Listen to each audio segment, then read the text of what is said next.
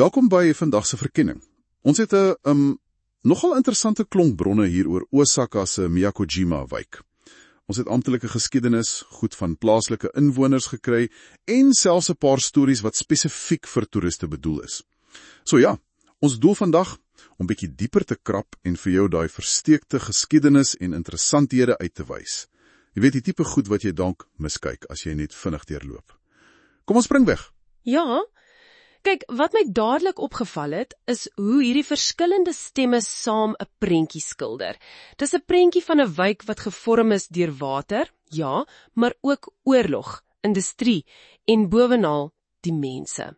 Dis amper soos laaf van tyd bo op mekaar. Goed, die eerste ding wat uitspring veral uit die inwoners se kommentaar is hoe gereeflik dit is, naby stasies, Miyakojima, Sakurannomiya en natuurlik Kyobashi.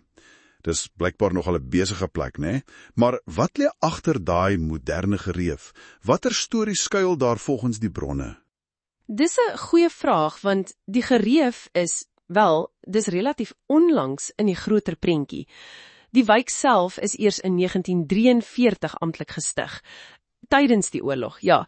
Hulle het dele van ander wyke saamgevoeg, maar die gebied self, die storie gaan baie verder terug. Dit was deel van die ou Kawachi Meer se gebied.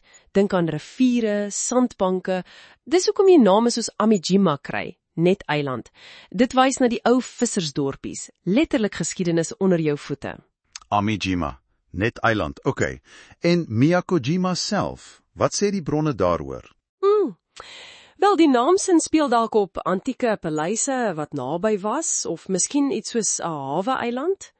Dis nogal fascinerend hoe name sulke klein leidrade is, né? Klein tydkapsels. Ja, absoluut. Dit gee mens iets om na uit te kyk as jy daar rondloop. Presies. En die water bly maar die konstante tema. Die Yodo rivier was die hoofweg, jy weet, tussen Kyoto en Osaka. Vervoer was alles per boot. Maar riviere bring ook probleme, né? Oorstromings was 'n groot ding. Dit het gelei tot reuse ingenieursprojekte soos die Kema sluiswerke. Hulle is in 1910 voltooi. Dit was nogal deurslaggewend vir Osaka se groei en om die water te beheer. Daar's ou foto's wat die oorspronklike sluise en goed wys. Stille getuies. Waterbeheer is een ding, maar die bronne tref my met die impak van die oorlog. 80% vernietiging in 'n lugaanval. Dis massief. Sien 'n mens vandag enigsins nog iets daarvan? Of tekens van die herstel? Ja, jy sien dit, maar op onverwagte maniere. Daar's die Yakke Ginkgo. Dis 'n ginkgoboom by die Miyuki Morite en Mango heiligdom. Hy het die bombardering oorleef, al het hy gebrand. Vandag staan hy daar as 'n lewende monument. Nogal aangrypend as hy dink aan. Dis 'n sterk simbool van veerkragtigheid. Die bronne noem ook dat daar iewers nog oorblyfsels van liggaamsvalskuilings is, al is dit dalk weggesteek. Dis merkwaardig. 'n Enkele boom wat soveel betekenis dra. En na die oorlog. Ek neem aan, dinge het drasties verander, veral met industrie. Absoluut.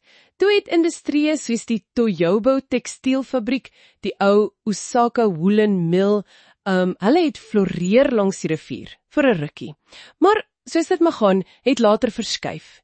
En daai ou industriële grond, dis nou woongebiede, mediese sentrums, parke, dis 'n klassiese transformasiestorie.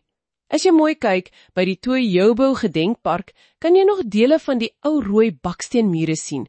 Dis 'n klein venstertjie na daai era, 'n versteekte stukkie geskiedenis, vir diegene wat weet waar om te kyk. Reg, ja.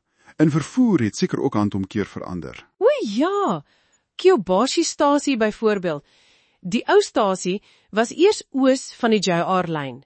Hy het eers in 1969 geskuif na waar hy nou is, baie besiger. En dan, die einde van die ou stadstrams, die Miyakojima tramdepot, dis nou 'n mediese sentrum. Alles verander. En hier's 'n unieke stukkie plaaslike geskiedenis, die Akagawa tydelike brug. Vir dekades was dit 'n voetgangersbrug wat bo-op 'n bestaande spoorbrug gebou was. Regtig, bo-op? Ja, mense was mal daaroor. Dit was eers onlangs dat dit deel geword het van die Osaka Higashi spoorlyn. Dis sulke snaakse goed wat 'n plek karakter gee, jy weet? Definitief. Praat van transformasie en unieke plekke. Nog 'n juweel wat die bronne noem, is die ou Sakuranōmiya spoorlyn. Dit klink na 'n wonderlike plek vir 'n rustige wandeling, né? Beslis, dis 'n ware versteekte juweel. Eers was dit vir vragtreine. Toe kan jy glo, het hulle spesiale treine gehad net om na die kersiebloeisels in die park te gaan kyk. Wow, 'n kersiebloeisel kyktrein. Ja, en nou is dit 'n pragtige wandelpad langs die rivier. Dit en die parke waarvan die inwoners so baie praat, wys hoe daai rivieroever verander het, van industrie na ontspanning. Dis 'n groot verskywing. So, as ons alles saamvat, wat is die kernboodskap uit hierdie bronne vir jou? Miyakojima is duidelik veel meer as net gerief en stasies. Dis laag op laag van geskiedenis, né? Antieke waterweë, die echos van vissersdorpies, industrie wat gekom en gegaan het, die diep letsels van oorlog, maar ook daai veerkragtigheid. Alles saamgevleg met moderne lewe en hierdie verrassende groen ruimtes langs die water. Presies. En dit laat mens dink, né? Dit bring ons by 'n laaste gedagte vir jou om mee te speel. Hoe verander jou eie ervaring van 'n plek, 'n doodgewone straat, 'n parkie, selfs net 'n ou boom, as jy skielik bewus raak van hierdie onsigbare stories, die geskiedenis wat daarin lê? Dis iets om oor na te dink, veral as jy dalk self eendag die kans kry om deur Miyakojima se strate te stap en van hierdie versteekte juwele te probeer opspoor.